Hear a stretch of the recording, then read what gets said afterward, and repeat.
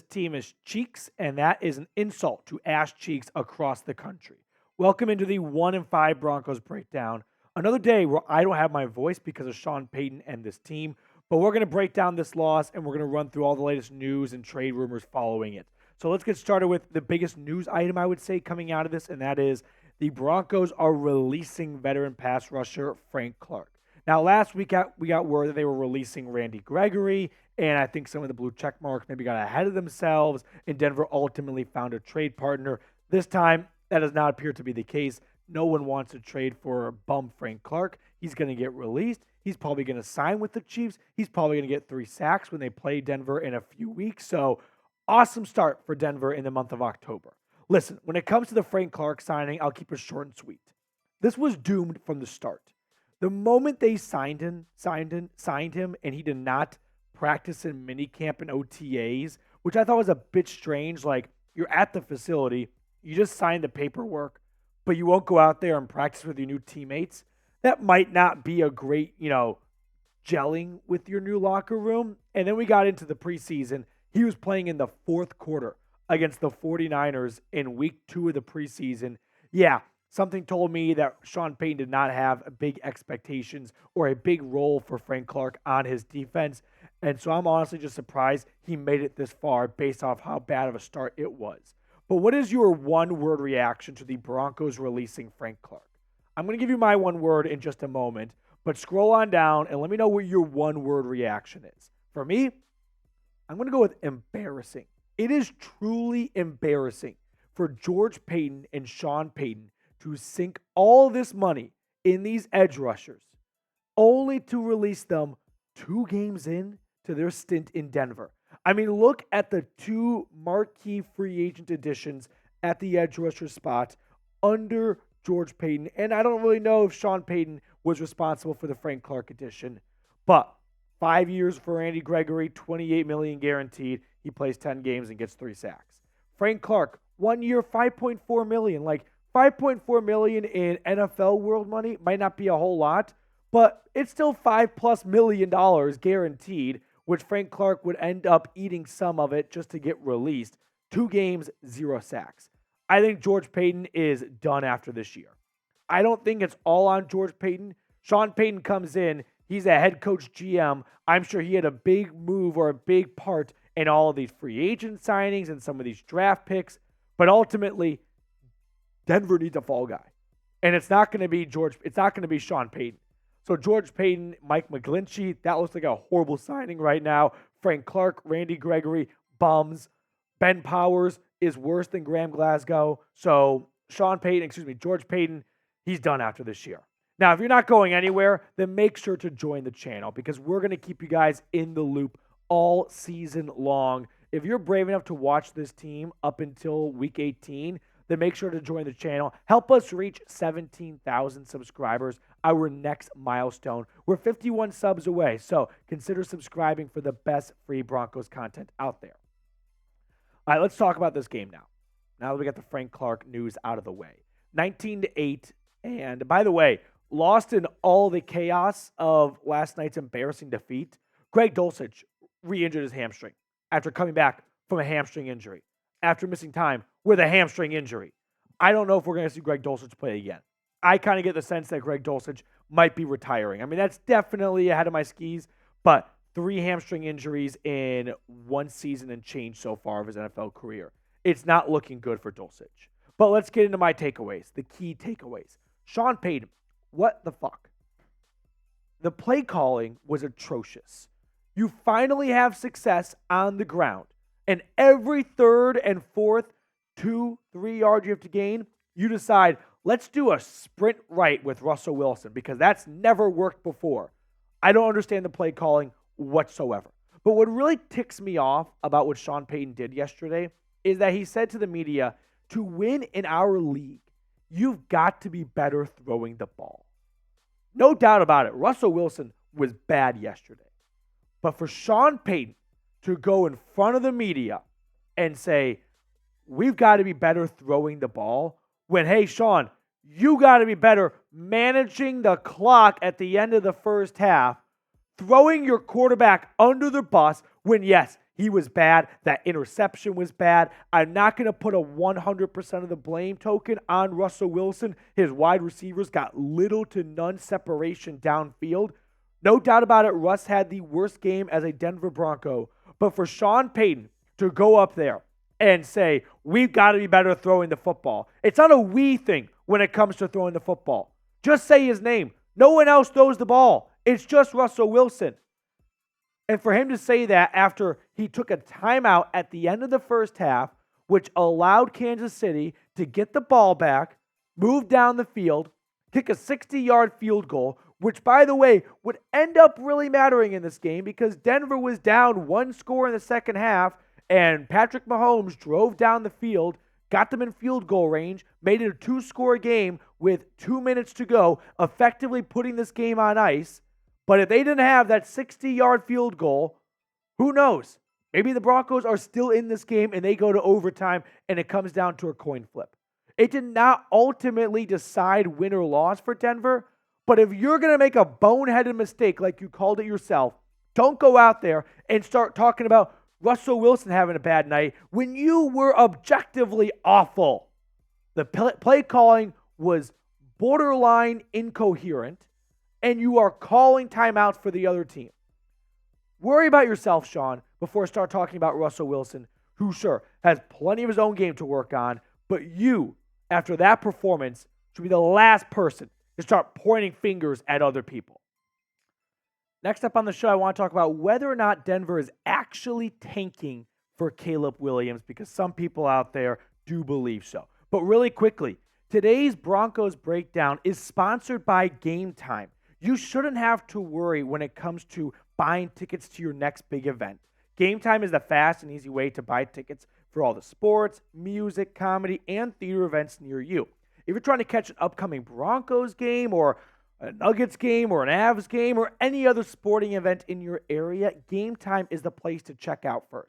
What I love about Game Time is the ability to do a last-minute boys trip to a game and not have to break the bank in the process. Plus, Game Time has so many cool features, you can actually see what your view will be before you buy your tickets. So make sure you go check out Game Time today. They are obsessed with finding last-minute deals for the lowest price guaranteed, and they're giving Broncos Country $20 off when you download the Game Time app and you use the promo code Broncos Chat for $20 off.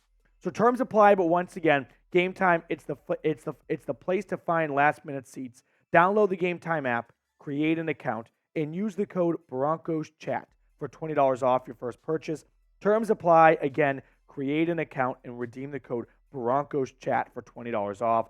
All that information is in the comments and description of today's video.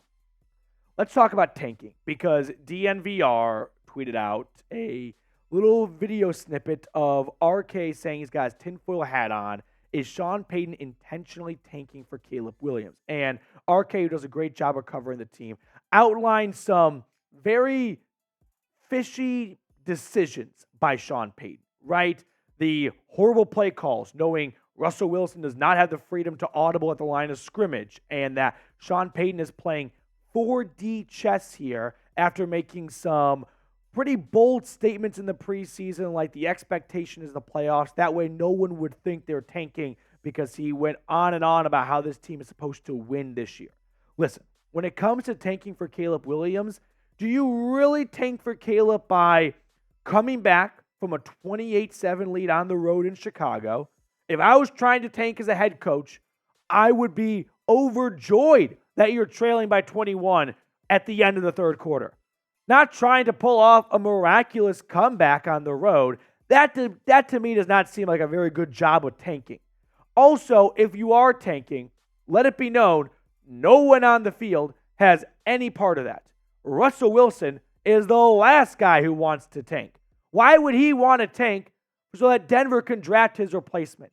So it's pretty difficult as a head coach to get your quarterback not even on board, but for your quarterback to play so poorly so that they draft his replacement? No. If there's one position that's going to derail a tanking effort, it would be the quarterback position, so that they do not go out and draft Caleb Williams. But has Sean Payton made dumb decisions? Yes. Is this team tanking? No. I do not believe this team is tanking. One, it's not easy to tank from the start of the season. Let's say they really did want to tank. Okay, they move into the second half of the season and they're in the bottom 5 of the NFL draft. What if you have a situation like the Texans unfold in front of you, where you go from 1 to 2 in the last week and you no longer have the first round pick? So you were awful. You put yourself on the hot seat and you didn't even get Caleb Williams. If you're going to tank, I could only see it happening where if you start out 0-8, 0-9, whatever, and you're like, well, we're not going to go anywhere. So maybe let's make a couple of strategic decisions late in the season to improve our chances of losing. Maybe, sure. But you don't tank out the gate. You just don't tank out the gate because you have no idea what's going to happen down the stretch. You don't know if someone's going to be worse than you and you're going to win a game or two that you don't want to win because you wanted to tank. And now you get the 3rd pick in the draft. You're like, we sucked and we don't even suck the most, so we don't get Caleb Williams. I don't buy into tanking this early in the season. Maybe in the last week where if Denver is, hey, lose and you get the first game, you get the first pick, sure, we could see tanking in that situation, but not right now. Well, let me know. Do you think the Broncos are intentionally tanking? Is Sean Payton playing 4D chess, where he is doing everything in his power to act like he is trying so hard to win, but he is really doing a secret COVID op mission to get the first pick and get Caleb Williams?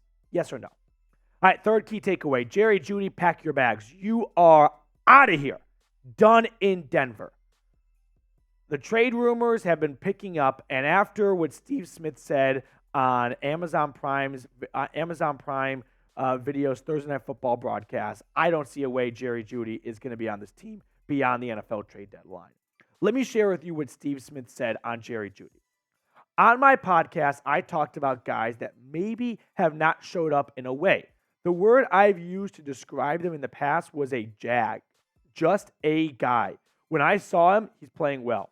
I wanted to say to him face to face, hey, I know I've said some things in the past I probably shouldn't have, and I'm sorry. That's what I wanted to say to him. His response was racial slur, as he called it, ninja. I don't mess with you. And it was a curse word. So I was like, all right. And then he repeated it.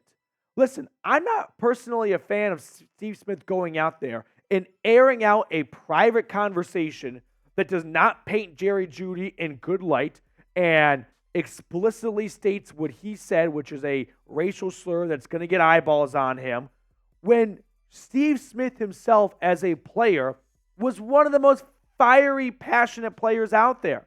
Steve Smith never backed down from shit-talking or from going after someone. If anyone should understand Jerry Jeudy throwing some shade at someone who shit-talked him, it would be Steve Smith. Steve Smith would have done that 10 times out of 10 if he was a player, when he was a player. So for Steve Smith to go out there and to air out a private conversation with Jerry Jeudy, knowing that Jeudy looks awful in it, when you were a former player and you were in those spots before, and I'm sure you said things to media members and to former players you did not want broadcasted on Thursday Night Football, I think that is Bush League. Now, what I say, why I believe that Jerry Jeudy is done in Denver is because what Steve Smith said next. When teams call me to ask if they should trade for you, I will say, no, don't trade for Jerry Jeudy because he is mentally unable to handle constructive criticism. Who watch specifically if you can be a wide receiver. He's a tier 3. I wonder what team or teams Steve Smith is referring to when he says, if teams call, I'm going to tell them no.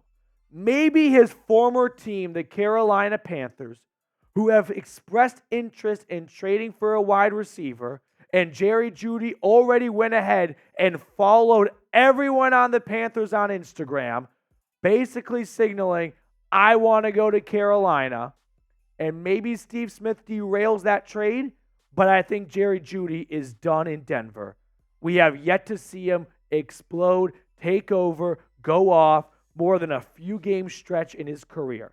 He has been inconsistent through 4 years. He has not produced like a first-round talent should. His time in Denver is done. And with that, I bring it to this. blow it up. Blow it up. Fire sale, yard sale.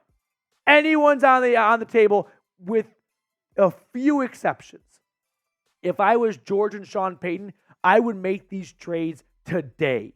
Jerry Jeudy for a second. Courtland Sutton for a second. I think you could get a second for Courtland Sutton now. Justin Simmons for a third. It pains me, but he got an interception against Kansas City. Maybe that raises his value a little bit. He has yet to be a winning player in Denver. Trade him. Josey Jewell for a fifth. Kareem Jackson for a fifth. Samaje Perine for a sixth. And if you make all these trades, look at the potential draft capital Denver could have. They have a first-round pick. They would get a second for Jeudy and Sutton, but they did trade their own second to New Orleans for Sean Payton. They have the Saints' third-round pick. So you have a first, 2 seconds potentially, and 2 thirds. That's 5 picks in arguably the top 100 of the draft. You could do some damage with that. You have a 4th-round pick coming from Miami for the Bradley Chubb trade. You have 3 5th-round picks, 1 for Josey Jewell, your own, and via the New York Jets for the Jacob Martin trade last year. You would have a 6th-round pick for Kareem Jackson, a 6th-round pick for Randy Gregory, and a 6th-round pick for Samaje Perine. We're talking over 10 draft picks right now. Make it happen. Blow it up. Now, there are some players I'm not interested in trading. Patrick Surtain is one of them. Garrett Bowles, I go back and forth on. If someone wants to give you a first-round pick for Garrett Bowles, I would do it. But if you're only going to get a second, I'm not interested. Garrett Bowles has been the best player on this offensive line. You don't trade away cornerstone pieces for a rebuild.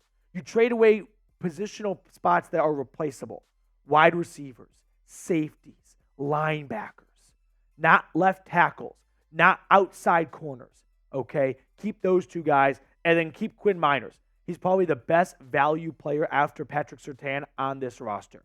You're paying him next to nothing, and he's playing at a Pro Bowl level, and the rest of this offensive line sucks. So if you had to pick a trade, which one would it be? Jerry Jeudy, Courtland Sutton, or are you in my camp? I would trade them both. Get more Marvin Mims on the field. It is inexcusable that he played such little offensive snaps last night. More Brandon Johnson. He's been better than Jerry Jeudy so far this year. And ride the rest of the season with a bunch of no-name wide receivers that we're all going to forget about. But you know what we're not going to forget about? Hopefully the guys that Denver picks with 2 second-round picks, thanks to Jerry Jeudy and Courtland Sutton. 5th and final key takeaway. Let's just clap it up for the defense. Like a little round of applause here, because this defense is one of the worst. Rolly, you want to clap too? Here comes Rolly right now. There it is. This defense is awful. This defense is atrocious. It sucks. But they played their hearts out yesterday on a short week against the best team in the NFL, arguably, in the Patrick Mahomes-led Kansas City Chiefs. And they gave them all they could handle. It wasn't always great. Travis Kelce torched them as he always does. But this defense, after giving up 70 points to Miami, I think they bounced back pretty well a few short weeks later, holding the Chiefs to 19 points. So if there's one good thing that comes out of this defense is playing hard. I still want Vance Joseph fired, but at least we got one good performance from this defense.